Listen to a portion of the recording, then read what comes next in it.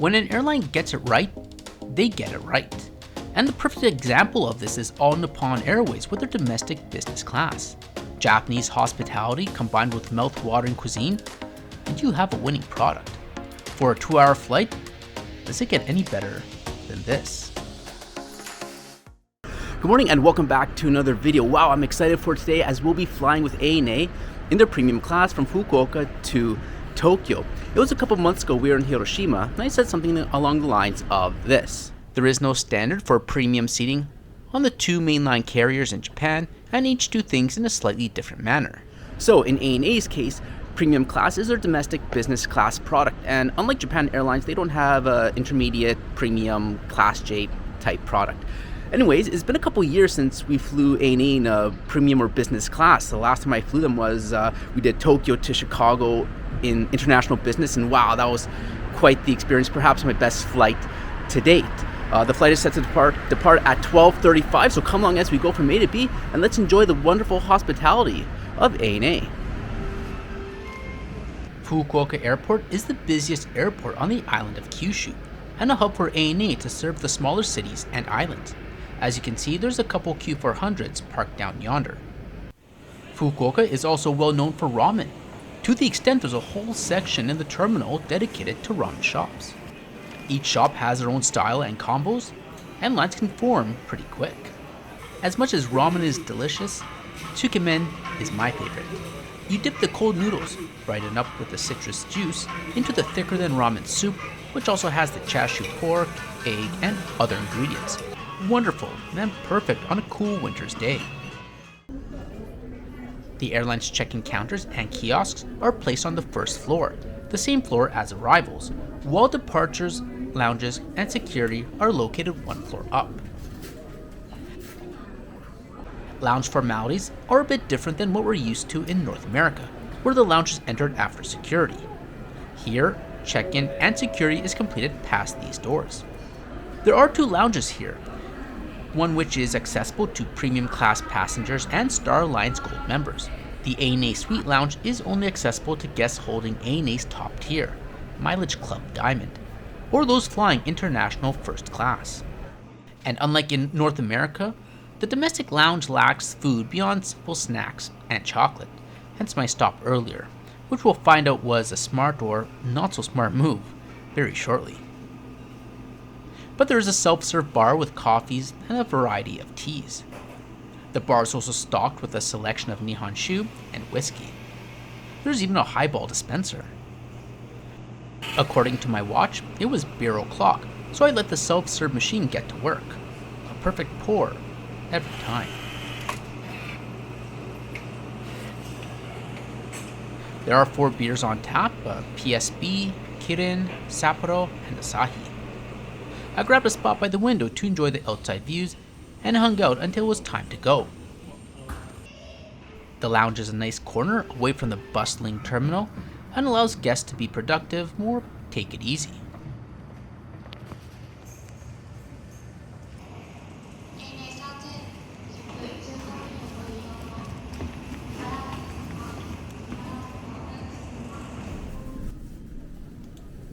Today we're departing from Gate 9, and for once we have nice clear views of our aircraft.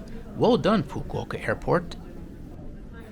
Premium class passengers are invited to board in Zone 2. That being said, boarding in Japan is very efficient, and the value of an earlier boarding zone doesn't have the same resonance or appeal as you may find in Canada. And as we walk to the plane, I'll take a moment to welcome new viewers to the channel and invite you to subscribe for continued travel and aviation related content, where you can check out ANA's The Room, ANA's long-haul international business class. As I mentioned earlier, perhaps my best flight to date.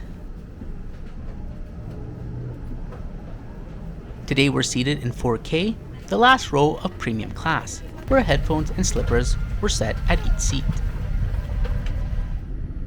Today we're on one of ANA's Boeing 787-9 Dreamliners. They have 44 in their fleet, with either an international or domestic configuration. Interestingly enough, there's 2 sub-configurations for each. We're on the 78G configured plane which has 375 seats, split between premium class at 28 seats and economy at 347. Our plane is relatively new, being delivered to ANA at the end of 2022.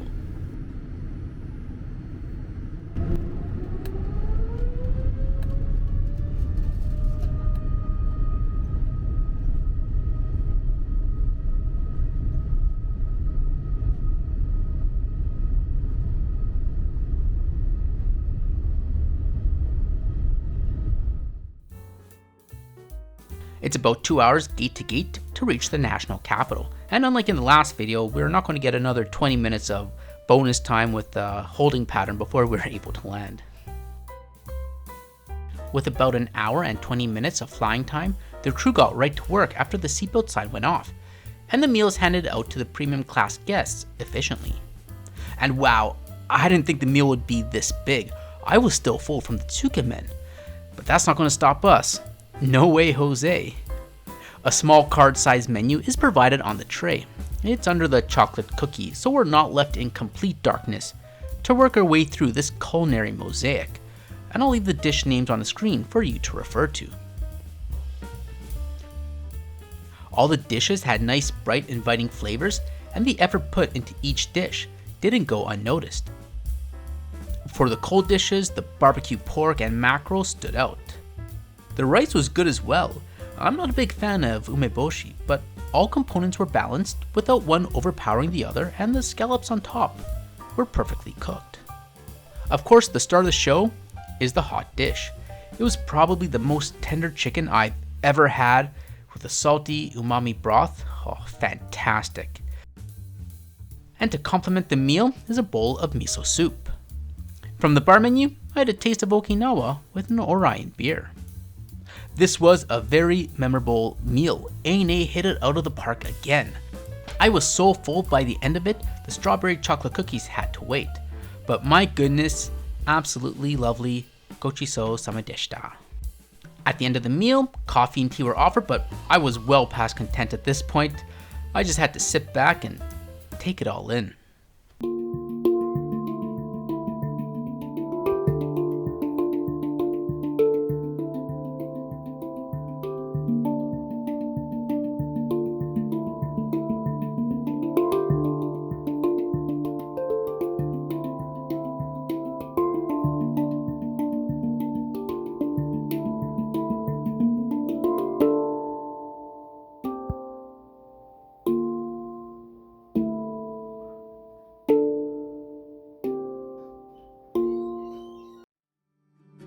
The cabin is very pleasant, set in a 2-2-2 seating configuration over 5 rows by the window and 4 rows in the center. It provides a spacious and calm environment, completed with gray bulkheads, seats, and the wood-type paneling. IFE monitors are fixed to the bulkhead for the first row of premium class rather than held in the armrest. The seat is very wide and comfortable and has an adjustable headrest and a non-movable privacy partition on the center console. Other bells and whistles of the seat include a reading light off to the side, a handy pocket that has the earphone jack, USB port, and power outlet, a remote for the IFE system which we'll dive into in a few moments, and the seat controls.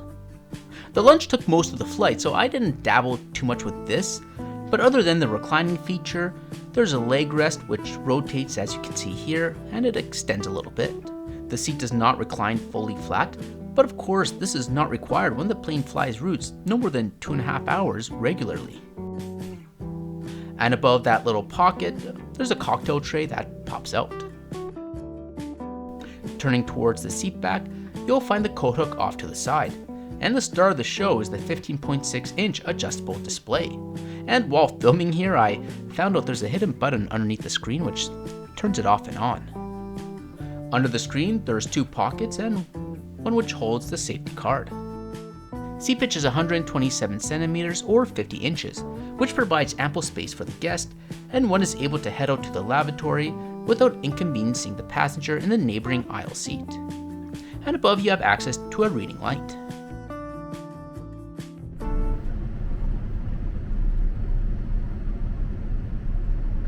The IFE system is the same as economy, which I looked at yesterday or in the last video, just on a larger 15.6 inch screen, and it was smooth and responsive, and I love how crisp these screens are.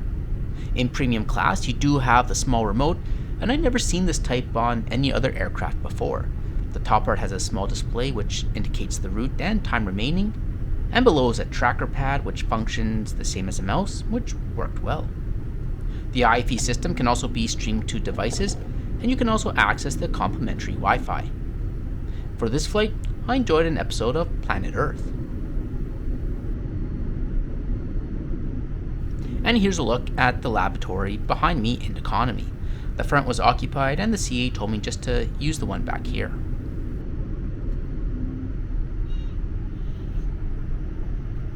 An hour and 20 minutes pass, and we begin our approach into Tokyo. It's a gloomy day outside, isn't it? But honestly, I could easily enjoy this seat for another couple of hours. Overall, ANA's premium class is a fantastic product, almost too much for such a short flight.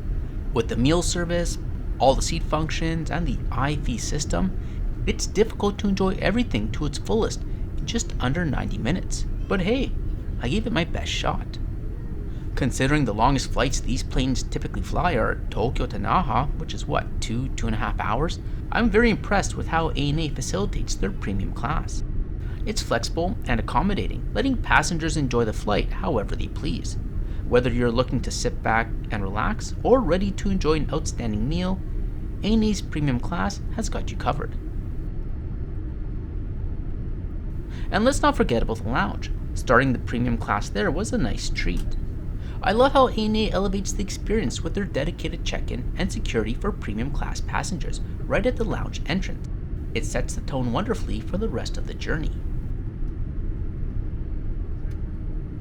When it comes to price, like all airline seats, it changes depending on the time of day and year.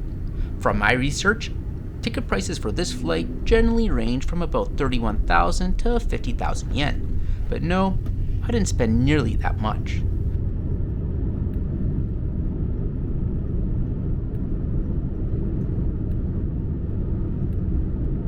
There was a Black Friday sale back in November, and I managed to snag this memorable flight for about 26,000 yen, about 260 Canadian. Absolutely amazing, which made the round trip come out to 36,420 yen. Thanks for watching. Let me know your thoughts on ANA's domestic premium class, and I'll catch you in the next video.